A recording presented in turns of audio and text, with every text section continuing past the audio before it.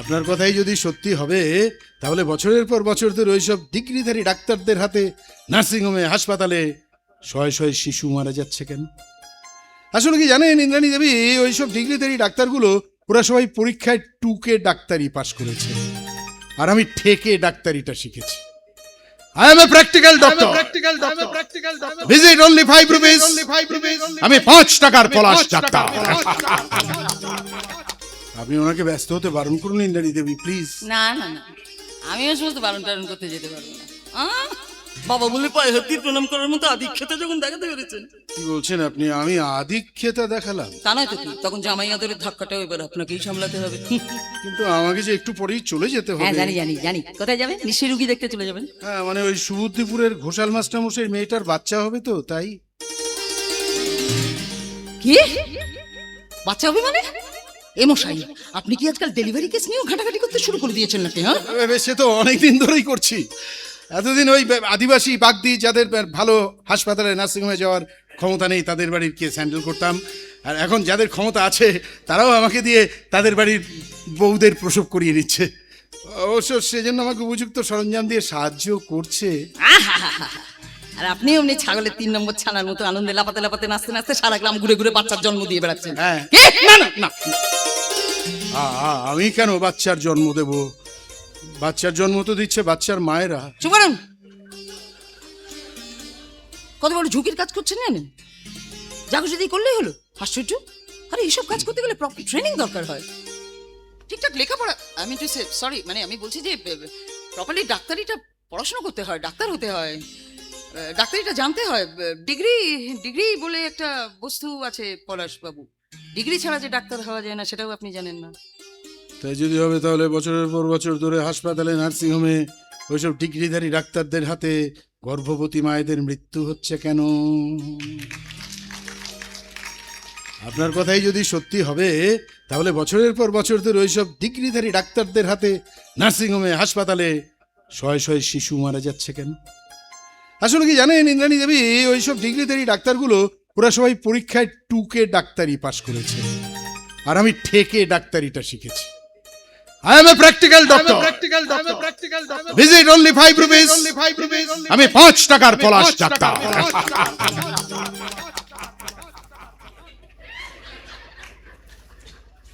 তাহলে আর দেরি করছেন কেন?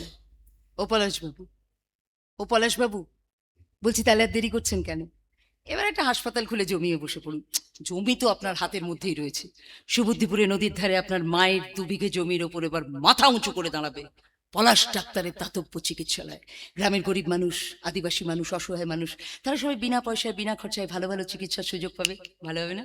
কথাটা কিন্তু খারাপ বলেননি। এরকম একটা হাসপাতাল, কিন্তু হাসপাতাল করতে গেলে তো অনেক টাকার দরকার। অত টাকা আমি পাবো কোথায়? সেটা নিয়ে আপনাকে ঠিক আছে, সরি সরি, সেটা নিয়ে আপনাকে অত টেনশন করতে হবে না। আমি আমি আমি আপনাকে একটা হাসপাতাল বানিয়ে দেবো। যান। আপনি আমাকে হাসপাতাল বানিয়ে দেবেন? না না না না না, এমনিতেই আপনার কাছে আমার অনেক ঋণ হয়ে আছে। ওই আকাশের মুম্বাই যাতায়াতের খরচা, তারপর জামা কাপড় কিনে দেওয়া, যখন যা আবদার করছে সব মেটাচ্ছেন। কুণাল ধৈর্যটি ওরা আমাকে বিষ মাখানো মিষ্টি খাইয়ে মেরে ফেলতে চাইলো, সেই জন্য আমার হয়ে ওদের বিরুদ্ধে আদালতে মামলাও করেছেন আপনি। না না, এরপর আর আমার মাথার উপরে ঋণের বোঝা চাপিয়ে দেবেন না ইন্দ্রাণী দেবী। তাহলে আমাকে বিয়ে করেছিলেন কেন? হ্যাঁ, বিয়ে করেছিলেন কেন? কেন একটু আগে বাবাকে এখানে দাঁড়িয়ে বলতে গেলেন আপনি যে আপনি সারা জীবন আমার পাশে থাকবেন? কেন বাবাকে আগ বাড়িয়ে বলতে গেলেন ইন্দ্রাণী আমার বিবাহিত স্ত্রী? পলাশবাবু, পলাশবাবু 15 বছর হয়ে গেছে আমাদের বিয়ে হয়ে গেছে, ঠিক আছে? কিন্তু এই 15 কার সাথে কথা বলছি আমি? একটা কথা বলতে শুরু করেছে, হুট করে মুখটা ঘুরিয়ে হাঁটা শুরু করে দিলেন। কিরকম মানুষ আপনি? এই 15 বছরে আপনি স্বামী হয়ে আপনার স্ত্রীর প্রতি, মানে আমার প্রতি কোনো কর্তব্য পালন করেছেন? আবার ঘটঘট করে মাথা নাচছে। কোনো দায়িত্ব পালন করেছেন? আবার মাথা নাচে। আর ঋণের কথা যদি বলেন পলাশবাবু, তাহলে বলবো আমি আপনার মাথার উপর কোনো ঋণের বোঝা চাপিয়ে দিচ্ছি না। উল্টে আপনি আমাকে সারা জীবনের জন্য ঋণী করে রেখেছেন। আজ থেকে 15 বছর আগে আমাকে লগ্নভ্রষ্ট হওয়ার হাত থেকে রক্ষা করে উদ্ধার করে আপনি সারা জীবনের মতো আমাকে ঋণী করে রেখে দিয়েছেন। এর চেয়ে বড় ঋণ তো আর হয় না পলাশবাবু। তাহলে আজ থেকে 15 বছর আগে কাল রাত্রি কেটে যাওয়ার পরের দিন সকালবেলায় কাউকে কিছু না জানিয়ে আপনি আমাদের সুবুদ্ধিপুরের বাড়িটা ছেড়ে চলে এসেছিলেন কেন? তখন আমার বুদ্ধি ছিল না, তাই চলে এসেছিলাম। আর তাছাড়া আমার এই বিশাল অর্থ, আমার এই বিপুল অর্থ, বিরাট শিক্ষার অহংকার, এগুলো আমার চোখ দুটোকে একটু অন্ধ করে রেখে দিয়েছিল। শুধু সেটাই কারণ না, আমার প্রতি আপনার একটা বিচ্ছিরি রকমের অবজ্ঞা, উপেক্ষা, অবহেলা, এটা আমার আত্মসম্মানে খুব আঘাত দিয়ে দিয়েছিল। সেই কারণে সেদিন আপনাদের বাড়িটা ছেড়ে আমি চলে এসেছিলাম। কি বলছেন আপনি? আমি আপনাকে উপেক্ষা করেছি, অবহেলা করেছি? না, করেননি। আপনার কি মনে হয় করেননি? বিয়ের পর দিন সকালবেলা বাপের বাড়ি ছেড়ে আপনার হাত ধরে আপনাদের গ্রামের বাড়ির দিকে রওনা হয়ে গিয়েছিলাম। সুবুদ্ধিপুর পৌঁছতে আমাদের সন্ধে গড়িয়ে গিয়েছিল।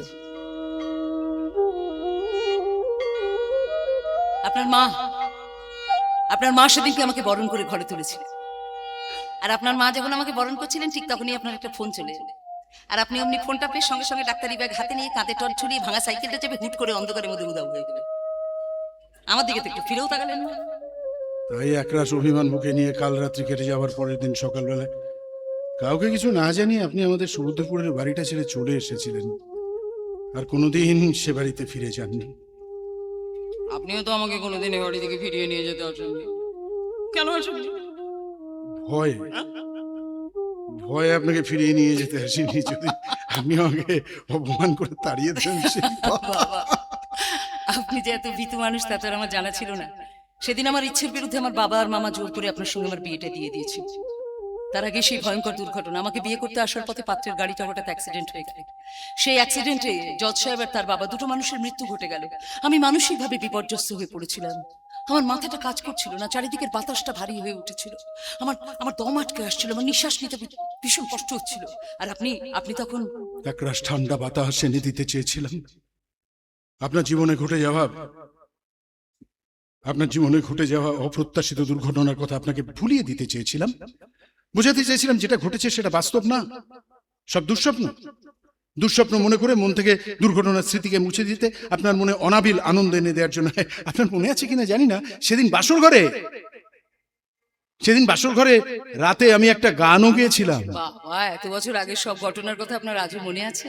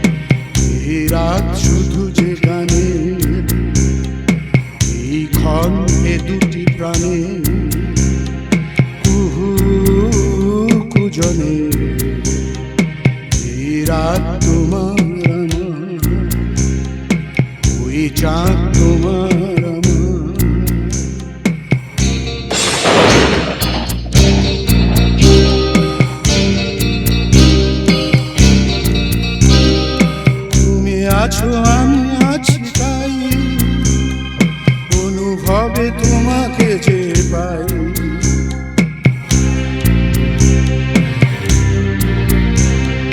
তুমি আছো আমি আছি তাই, অনুভবে তোমাকে যে পাই, শুধু দুজনে এই রাত তোমার ওই চাঁদ তোমার আমার, শুধু দুজনে এই রাত তোমার আমার, ওই চাঁদ তোমার আমার।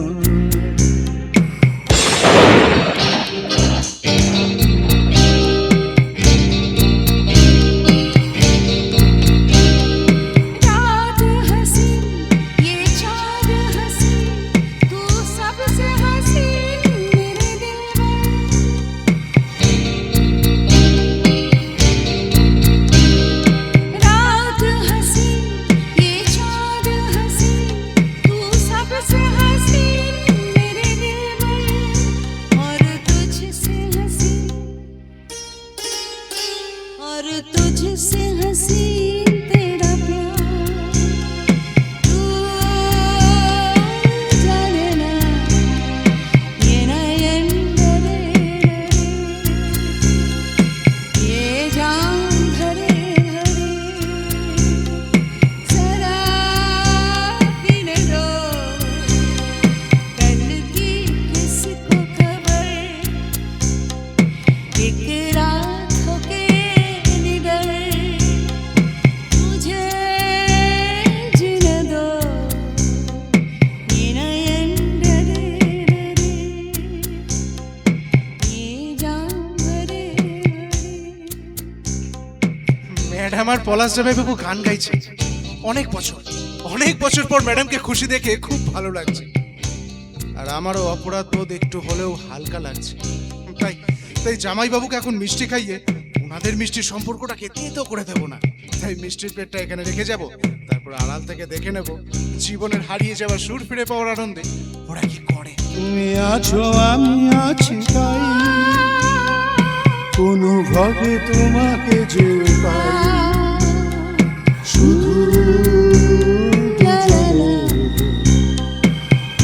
রাত তোমার আমার রাত তোমার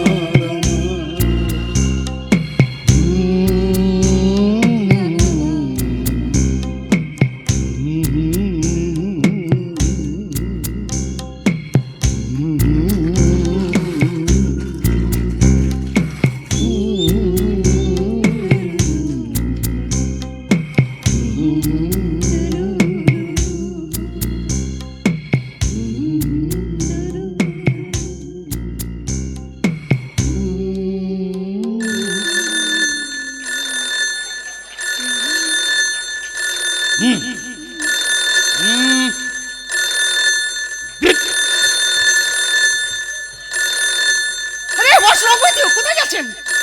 phone phone Oh my God! আরে phone What's wrong with you? ধরি ধরুন হ্যালো হ্যাঁ হ্যাঁ আমার মনে আছে আসলে তাকিয়ে আছে পরে বলবো আপনি চিনবেন না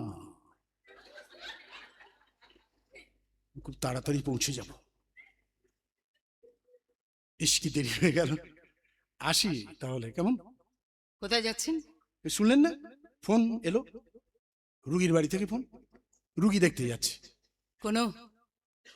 কোনো ডেলিভারি কেস? হ্যাঁ কে? না না না না না ডেলিভারি কেস না ডেলিভারি কেস না এটা হচ্ছে ওই মানে ওই হৃদয় ঘটিত রোগ মানে বুকে আপনার না রুগীর বুকে বড় ব্যথা আসি কয়েকদিনের মধ্যে আবার আসবো আসছি দাঁড়ান কেন এক পা নড়বেন না ওখান থেকে। মানে কি হয়েছে আপনার কিছু হয়নি। দেখুন ডেভিড ছাড়া আমার একটা মুহূর্ত চলে না। বাবা কিরম ডেভিডকে দিয়ে সাজিয়ে গুছিয়ে যত্ন করে খাতির করবে বলে জামাই খাতির করবে বলে মিষ্টি পাঠিয়ে দিয়েছে। মিষ্টি মুখ করে তারপরে এখান থেকে নড়বেন।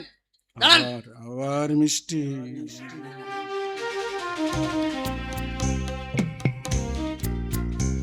মিষ্টিটা খেয়ে যান। আসুন